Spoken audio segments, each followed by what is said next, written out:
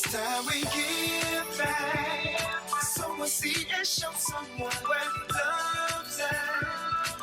Even if you don't give a dime, give your heart and share your time. Help somebody else in life. Give back. Let's give back. Welcome to this episode of Ignite, Empower, Transform, where we showcase urban superheroes here in the Bronx and around the world. I am your host, Hosea James Givan II. September is Emergency Preparedness Month, and we are using this show to help our community be better prepared to deal with emergency situations. Mid-August through mid-October is the high point of the hurricane season in North America. I've asked Mr. Wali Abdun-Noor of the South Bronx Emergency Network to come in and give us some insight on what we can do as a community to be better prepared for emergency situations. Thank you once again for joining us. Thank you for having me on. It's a pleasure always to come back and work with you on this program. As far as the hurricane season goes, we've been fortunate so far as not to have had any real hurricane in our area. There are parts of the world and of the country that have not been as fortunate as we have been. But the first thing that we really need to do is to plan. Making a plan, the plan needs to start with a personal thing, and then it stretches to your family, and then from your family to your neighbors, and then from there out to the community, and of course to the city. When it gets down to the city level, okay, generally the government handles that part of it. In this day and time, we are so used to calling 911 that we really do, that makes us very, very vulnerable, because the average person doesn't really realize, and this goes for every city, this is not just New York, that your first responders in a situation like a hurricane or any kind of real large emergency or disaster where the entire city is feeling it at the same time, your first responders cannot handle the whole situation. Yeah, it could be pretty intense for, you're talking about a population of over 8 million people. So it's important, as you know, as we know, as I'm a part of the South Bronx Emergency Network, that we have to coordinate our efforts on the community level. Yes. So let's take a look at the video that's been prepared. So to give our audience a better idea of what it takes, take a look at this.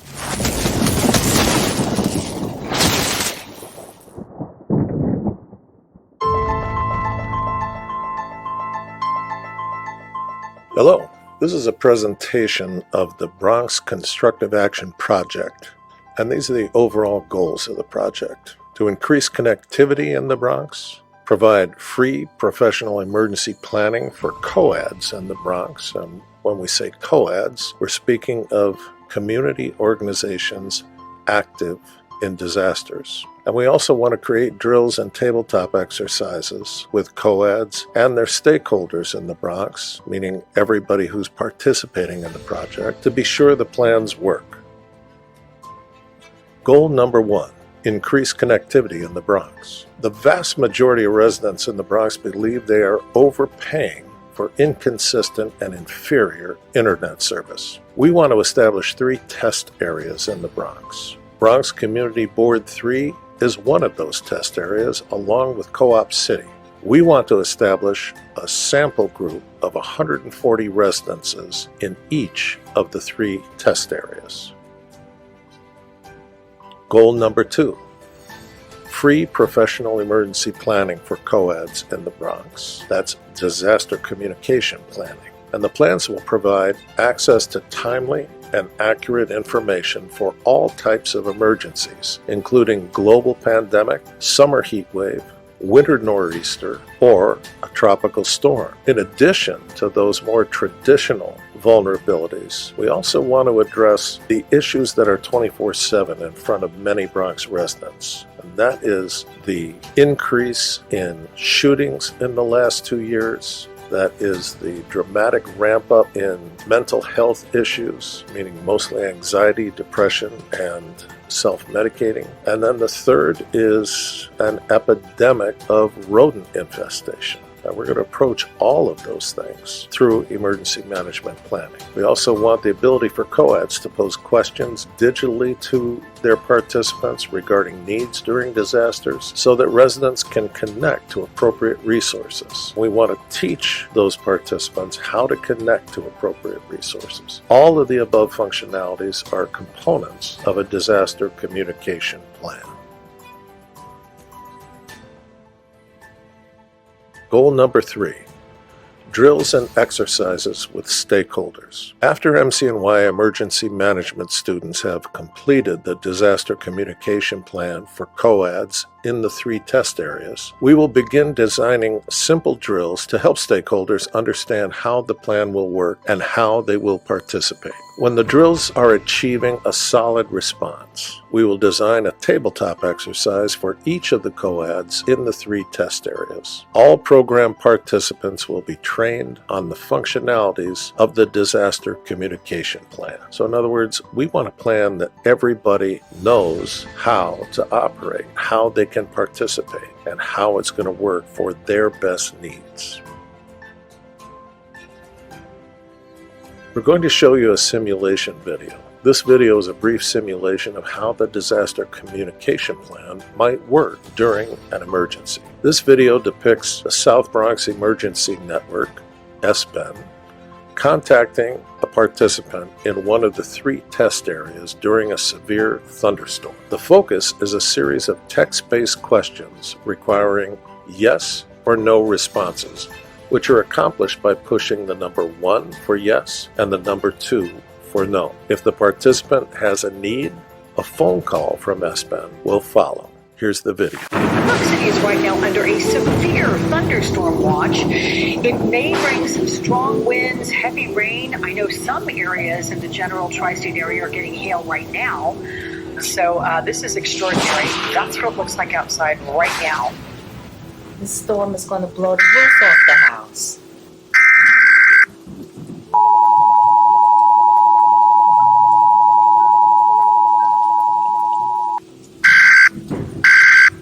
This is the emergency broadcast system. This is not a drill.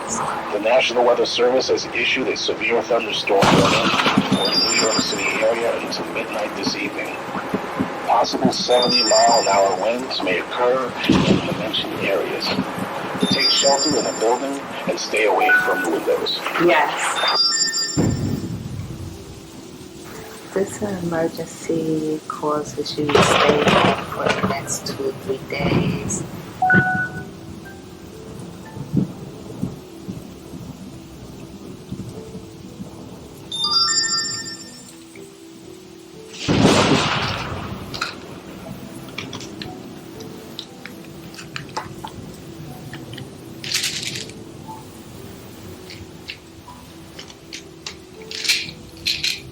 Let me check my oxygen tank.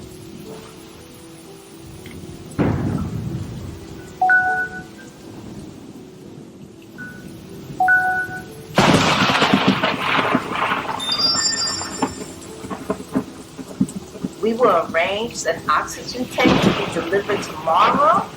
Awesome! Hello?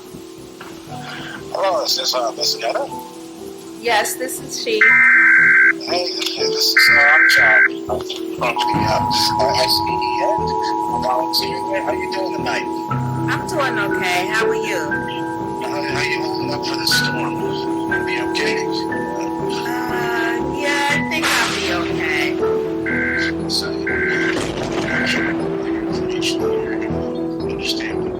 This is the emergency broadcast system.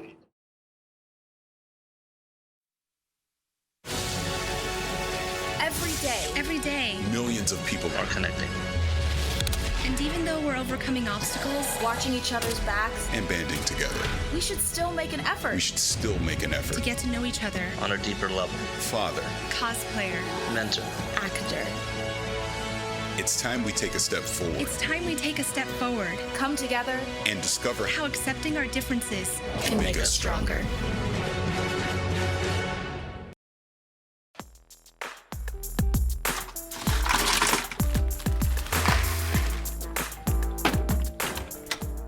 Thank you.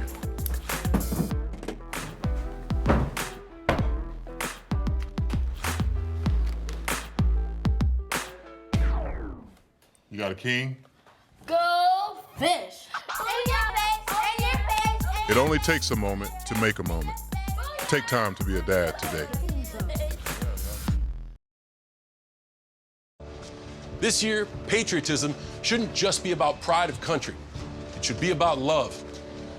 Remember that to love America is to love all Americans, because love has no labels. Last week, Brandon met a girl on a dating app. One day after work, he finally found the courage to ask her out. No answer. He started to panic. Was he being too pushy? Maybe it was too... Hey, sorry I didn't respond. I was driving.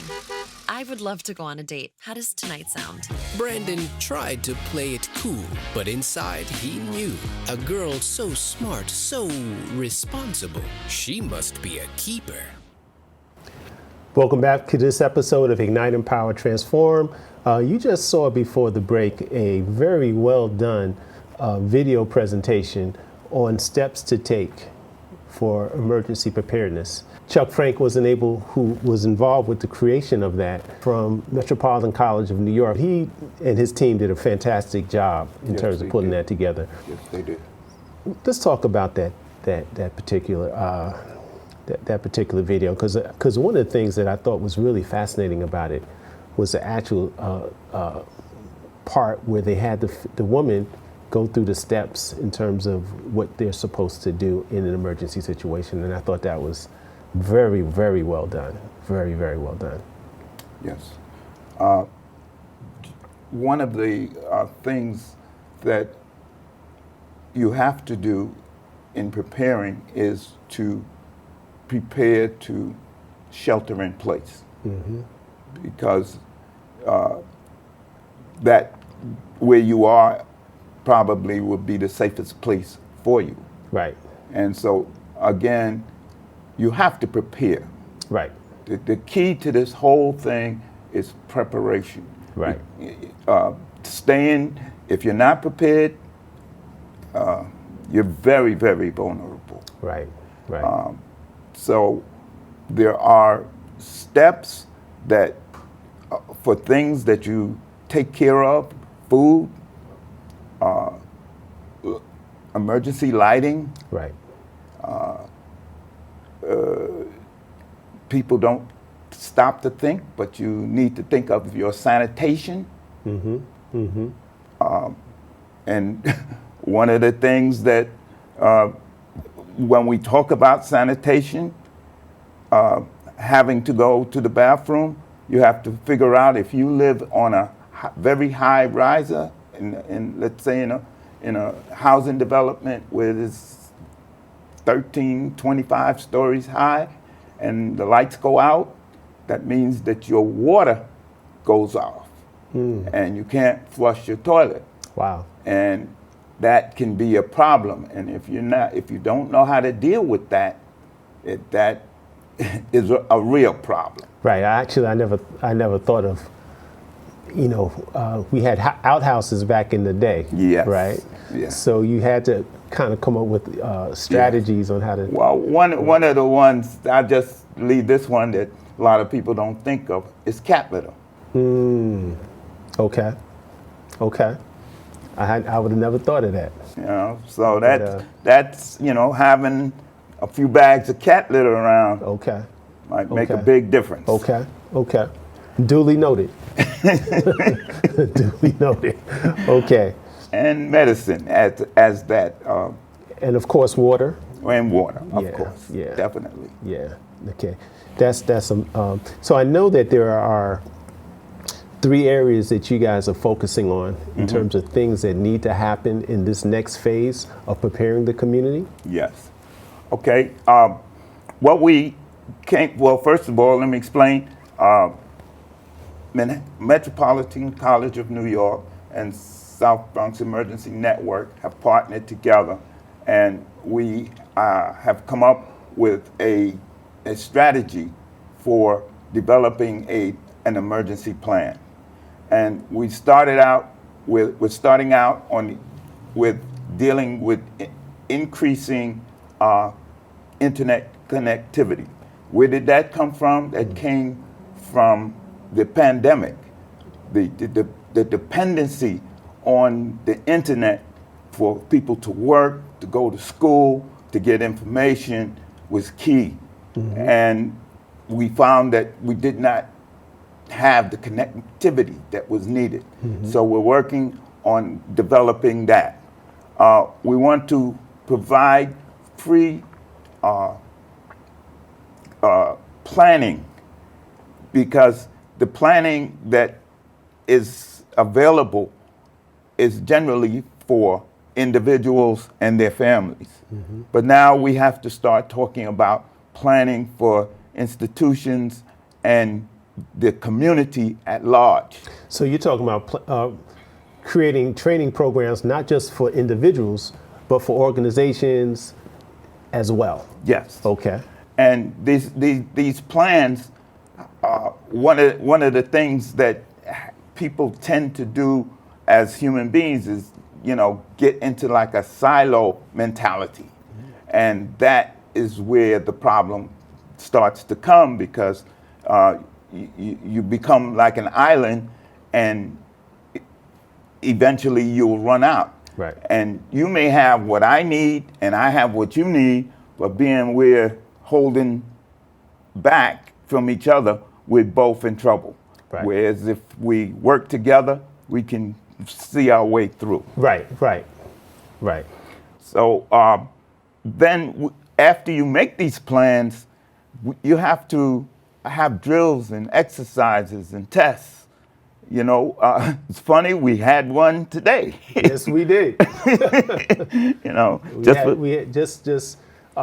In preparing for this show, we had to kind of caucus and get our ideas together. But as we were talking about what we were going to do with the show, of course, there was a fire drill right here in Mercy College. So yes.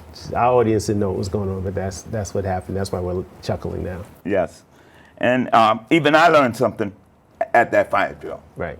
So that's why you have these fire drills, so that when these plans are made, then we call them living plans, because if things change, they change daily. And if you make a plan and you put it up on a shelf, and then when you need it and you pull it down, nothing on that plan may work, because everything has changed. The people have changed. Even the buildings may have changed. Right. For the amount of time that there's been there. Right. So those are some of the things that we're working on. And then we kind of took a step farther. And this came from the thought of Katrina, where it was explained that actually it was a living hell in that place, because the problems of the street came into the shelter. Right. And so, like I said, it was, instead of it being spread out all over the city, those problems were confined in that shelter. Right. And it was a living hell. Right. From the people that experienced it. Right. So what we're saying is that if you're going to plan, you have to take care of some of these problems before the incident. Because if you wait till the incident comes, all of the problems that you have are going to come with you. So we found in the community, because we're making a plan, but we're not making it out of air. We're talking to the community. We want to know what's needed.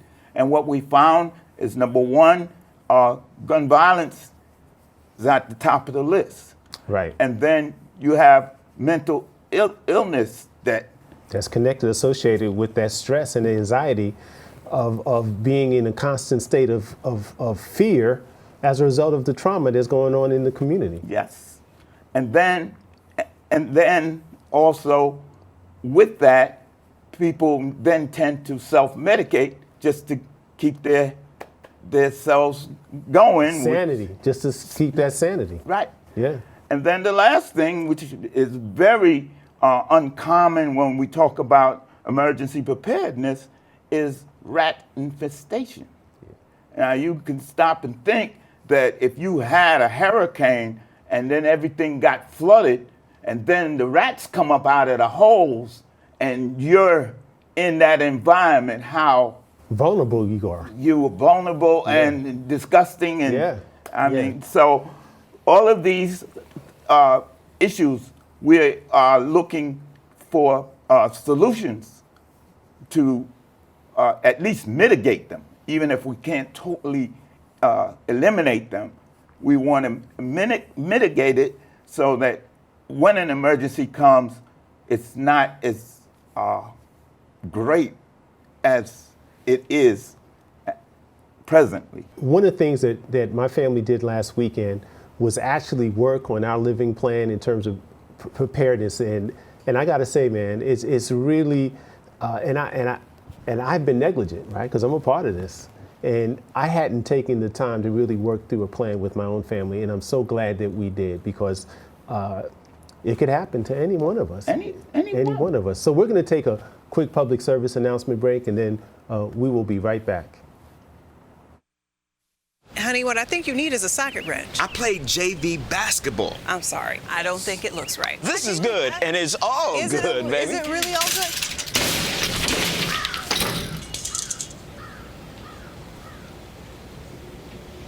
If you love me enough to routinely test your handyman skills, not to mention the strength of your marriage, then of course you'll visit nhtsa.gov/the-right-seat to make sure I'm in the right car seat. I'm gonna call my dad. Jason, let's go see your room.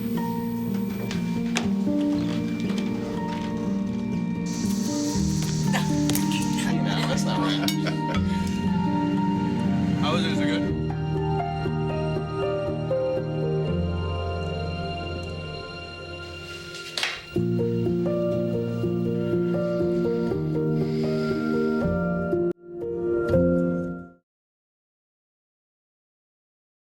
Operation Wonder Park is a go! There's nothing more powerful than imagination. Honey, have you seen my cell phone? But don't just imagine. My park came to life? Ooh, a plot twist. Use STEM to build, create. She did it. And change the world. Who's with me? I'm more of a 2 feet on the ground kind of guy. Oh, it's gonna hurt tomorrow. If she can STEM, so can you. Find out more at She Can STEM. Welcome to this final segment of Ignite, Empower, Transform. I am your host, Hosea James Givan II. I'm with Elder Wali Abdun-Noor, and we are conversing about steps to take during emergency preparedness, not just emergency preparedness month, but in the event of an emergency. Yeah. So we had the opportunity to view that very well done video. We've talked about some of the things that we need to do and some of the concerns that, as a result of the survey that was done by way of Metropolitan College of New York, to give us the information insight in terms of what are the concerns of the community. Those three things are really, really important. But I know you guys are putting together we are putting together a website. Talk about that. Yes, we're putting together a website that would be a one-stop shop in which you can go and get information from our plan. Our plan is to have the what, where, why, and when to deal with in an emergency. Mm-hmm. And we need to be able to have backups. And one of the things is that that plan has to have different platforms for people to get information, because in a real serious emergency, let's say when the grid goes down, you're not going to be able to access the internet, so you won't be able to get to the plan. So again, it's preparation in advance. What we're making on the plan is what you do when your normal modes of communications are not working. How do you communicate? We had a tabletop the week before last. A tabletop is like on the table here, and it's like a puzzle, and you make moves, and that is part of the exercise. You're given a scenario, and you got to work your way through the scenario. Okay. And one of the questions that came up was, yes, what do you do when the electricity goes out? You have no phone, you have no electricity, you have no internet. What do you do? And people stop to think. There wasn't always electricity. Right. You understand? Right. And what that brought to mind was like the old cowboy days, the Pony Express. Yep. The Pony Express is a advanced situation of a relay race. So if we're used to instantaneous messages, you pick up the phone and go, but it may take a couple of hours to get that same message where you want it to go. Right. So we have to set up, and again, this comes from preparation and planning. You have to set up a communication system that will work when there is no electricity. So we're going to close with that very important point that you just made.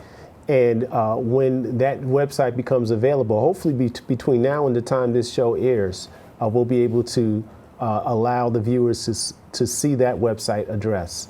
But I want to thank you once again for sharing with our community the importance of, you bring so many valuable lessons to our community. But as we deal with the changing of the climate, and it seems like there's more and more of these types of emergency situations, it's so critical for our community to be prepared. Yes, and unfortunately, Black and brown communities often suffer the most because we have less resources and less training and less preparedness. So I want to thank you once again. Thank you for inviting me. Okay. Thank you for joining us for this episode of Ignite, Empower, Transform. I was your host, Hosea James Givan II. And remember, if it's in your heart, do your part. Today's help equals tomorrow's hope. I love our youth. Power to the people.